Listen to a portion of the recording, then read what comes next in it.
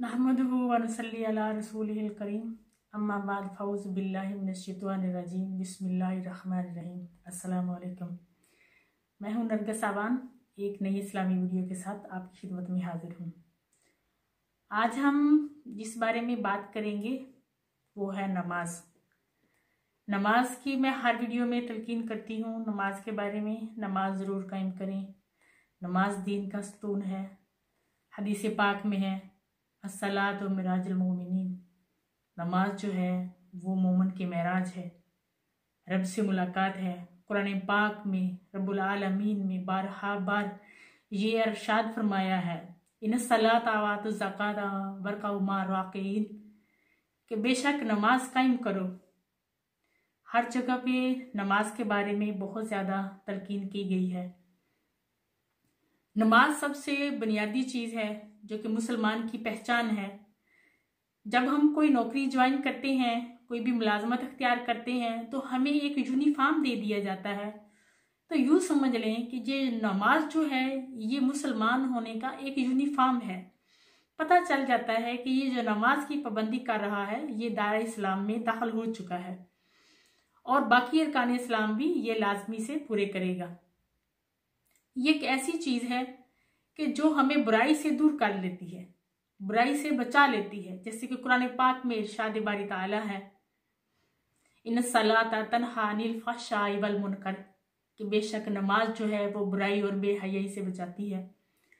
तो नमाज जो है वो खुद भी आप पाबंदी करें, अपने अहलो अयाल को, अजीज़ो कारब को नमाज की पाबंदी की तलकीन करें।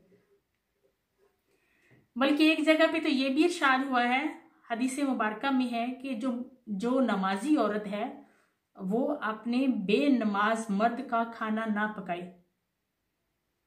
यानी कि नमाज की जहां मर्द को, उसके शोहर को मजाजी खुदा करार दिया गया है कि अगर अल्लाह के नबी ने फरमाया कि अगर सजदा जायज होता तो औरत अपने शोहर को अदा करती, वहां ये भी इरशाद फरमा दिया गया है कि अगर आपका शोहर जो है वो बेनमाजी है और औरत जो है वो नमाजी है, तो वो नमाजी औरत अपने बेनमाजी शोहर का खाना ना पकाए।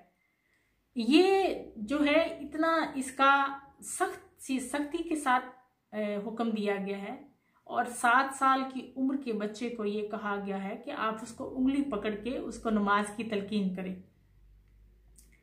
नमाज के बारे में हम बात करेंगे आज इंशाल्लाह। आज हम बात करेंगे कि किस नमाज में कितनी रकात हैं और फर्ज नमाज 2 रकात नमाज फर्ज की हम कैसे अदा करते हैं। 4 रकात नमाज जो फर्ज है वो हम किस तरह अदा कर सकते हैं या उनके अदा करने का तरीकाकार क्या है। ये मेरी एक छोटी सी काविश है। आप लोगों से गुजारिश है मेरे चैनल को सब्सक्राइब करें, वीडियो को देखें, लाइक करें, शेयर करें, कमेंट बॉक्स में कमेंट लिखें, बेल आइकन को प्रेस करें ताकि हर आने वाली नई वीडियो का नोटिफिकेशन आपको मिल जाए। मेरी छोटी सी काविश है कि इस्लाम की बात जो मुझे मालूम है आप लोगों तक पहुंचाई जाए। आप लोग मेरी वीडियो को देख के, कमेंट दे के, चैनल को सब्सक्राइब करके मेरी हौसला अफजाई करें। बेशक अल्लाह के नबी का इरशाद है कि जितनी बात आपको दीन के बारे में मालूम है वो दूसरों तक पहुंचाएं। ये हमारा फर्ज है। जितने भी हम मुसलमान हैं सबका फर्ज है कि उनको दीन के बारे में जितना मालूम है वो दूसरों तक पहुंचाएं। मुझे जितना मालूम है मैं आप लोगों तक पहुंचाना चाहती हूँ। नमाज के बारे में बात करते हैं।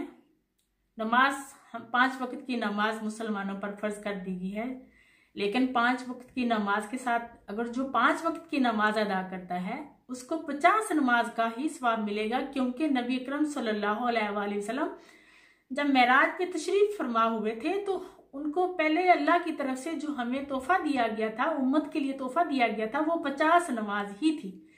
वो कम होते होते अगर उनकी डिटेल में मैं जाऊंगी तो वीडियो बहुत लंबी हो जाएगी।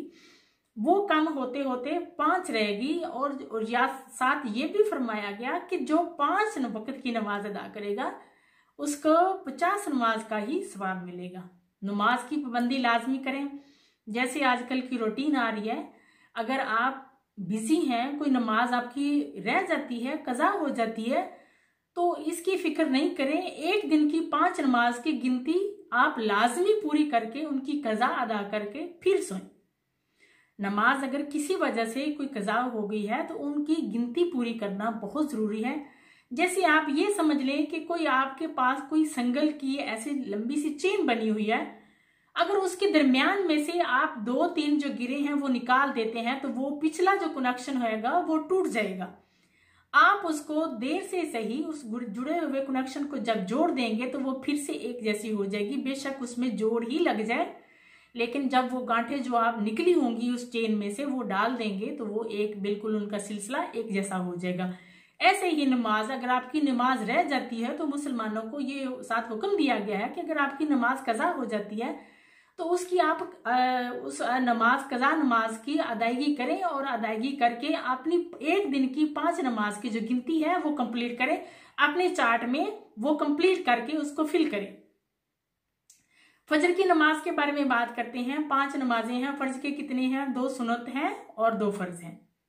फजर की नमाज के बारे में 2 सुन्नत हैं और 2 फर्ज हैं, और फर्ज अदा करने का तरीका वही है। इसी तरह है जैसे आम नमाज, जैसे सुन्नत अदा करेंगे वैसे ही फर्ज अदा करेंगे।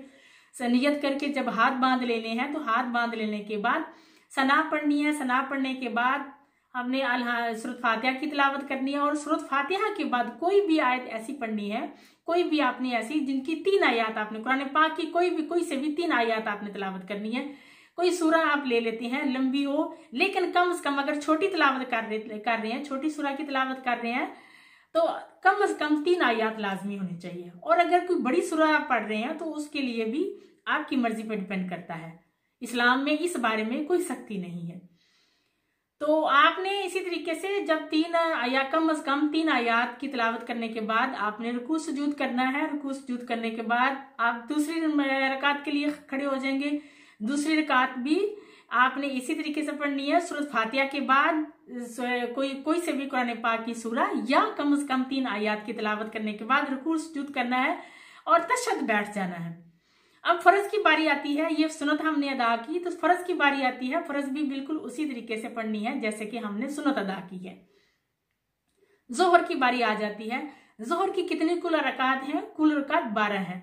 4 सुन्नत हैं सबसे पहले, उसके बाद 4 फर्ज हैं, उसके बाद फिर 2 सुन्नत हैं और उसके बाद 2 नफल हैं। ये 12 रकात हैं जो कि जोहर की हैं। और सुन्नत जो है वो आपने इस तरह पढ़नी है। जो सुन्नत नमाज है 4 सुन्नत आपने इस तरह पढ़नी है कि सन्नियत करके जब हाथ बांध के खड़े हो जाना है तो आपने सना के बाद सूरत फातिहा तिलावत करनी है। सूरत फातिहा के बाद कोई सी सूरा या फिर 3 आयत की तिलावत करके कम से कम 3 आयत की तिलावत करके रुकू सुजूद करना है। दूसरी रकात में खड़े हो जाना है। तशहद जब बैठना है तो तशहद जो है वो इतना पढ़ना है, अशहदु अल्ला इलाहा इल्लल्लाहु व अशहदु अन्ना मुहम्मदन अब्दुहु व रसूल। इतना तशहद पढ़ने के बाद आपने खड़े हो जाना है। खड़े होके आपने सूरत फातिहा से शुरू करना है और सूरत फातिहा से शुरू करके फिर 3 आयत या कोई सूरत तिलावत करके रुकू सुजूद करके बाकी की 2 रकात जो है वो कंप्लीट करनी है। अब आ जाते हैं 4 फर्ज पे। 4 फर्ज जो हैं जोहर के वो किस तरह करने हैं, बल्कि किसी भी नमाज के, अब ईशा की नमाज के ले लें और असर की नमाज के ले लें, 4 रकात नमाज जो फर्ज होती हैं वो किस तरह पढ़नी है। जोहर की हमने 4 सुन्नत अदा की, वो किस तरह अदा की है? वो इस तरह अदा की है कि तशहद जो है वो हमने पढ़ा अशहदु अल्ला इलाहा इल्लल्लाहु व अशहदु अन्ना मुहम्मदन अब्दुहु व रसूल। और जब सीधा खड़े हो गए, तीसरी रकत के लिए खड़े हुए, तो हमने सूरत फातिहा से उसको शुरू किया तीसरी रकत को।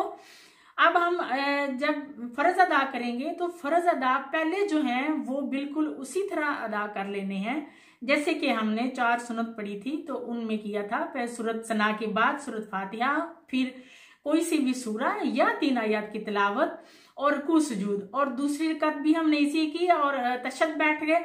जब तशहद बैठना है तो हमने अशहदु अल्ला इलाहा इल्लल्लाहु व अशहदु अन्ना मुहम्मदन अब्दुहु व रसूल इतना तशहद पढ़ा। और तीसरी रकत के लिए जब हम खड़े हुए तो हमने सूरत फातिहा की तिलावत की। सूरत फातिहा की तिलावत के बाद कोई सी भी सूरा और ना ही 3 आयत की तिलावत करेंगे, बल्कि सूरत फातिहा की तिलावत करने के बाद हम रुकू और सुजूद पे चले जाएंगे, रुकू पे चले जाएंगे। अच्छे से बात सुन लें, जब 4 रकात नमाज हम फर्ज पढ़ते हैं, 2 रकात नमाज हमने कंप्लीट की, तीसरी रकात के लिए हमने जब खड़े होना है तो सूरत फातिहा के बाद हमने किसी भी 3 आयात की या कोई सी भी सूरा की तिलावत नहीं करनी, बल्कि रुकू में चले जाना है, सुजूद करके चौथी रकात के लिए खड़े हो जाना है। और चौथी रकात में भी हमने सूरह फातिहा की तिलावत करनी है। सूरह फातिहा की तिलावत के बाद हमने कोई सी भी सूरा तिलावत नहीं करनी और ना ही 3 आयात की तिलावत करनी है। हमने रुकू में चले जाना है और उसके बाद सजूद में चले जाना है और चौथी रकात कंप्लीट करने के बाद तशहद बैठ जाना है। समझ में आ गई? ये जो बाकी की 2 रकात हैं, इनमें हमने कोई सी भी सूरत, कोई सी भी आयात तिलावत नहीं करनी। सिर्फ बाकी की 4 रकात नमाज फर्ज में हमने बाकी की 2 रकात में कोई सी भी सूरा तिलावत नहीं करनी। इसी तरह मगरिब की जो है 3 रकात फर्ज के हैं, वो भी हमने इसी तरीके से अदा करने हैं कि 2 रकात हमने बिल्कुल पहले की तरह सूरत फातिहा और उसके बाद हमने कोई सी भी सूरत तिलावत की, रुकू सुजूद किया। तीसरी रकात में जब हमने उठना है, तशहद में जब बैठना है, तो इतना ही पढ़ना है, अशहदु अल्ला इलाहा इल्लल्लाह व अशहदु अन्ना मुहम्मदन अब्दुहु व रसूल।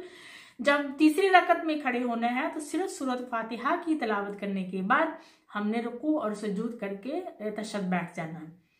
ये हो गए हमारे फर्ज नमाज अदा करने के तरीके से अदा करने हैं। अब यहाँ 3 फर्ज कैसे अदा होते हैं और 4 सुन्नत और 2 सुन्नत कैसे अदा की जाती हैं। इंशाल्लाह अल्लाह पाक से दुआ है कि रब्बुल आलमीन आपको नमाज की पाबंदी की तौफीक अता फरमाए और मेरी कही हुई बात आपके दिल को लगे, सच बोलने की, सच सुनने की, सच कहने की रब्बुल आलमीन तौफीक अता फरमाए। कुल उम्मत मुसलमा को सिरात मुस्तकीम पे चलाए, तमाम बीमारों को शिफाए कामला और आजला अता फरमाए।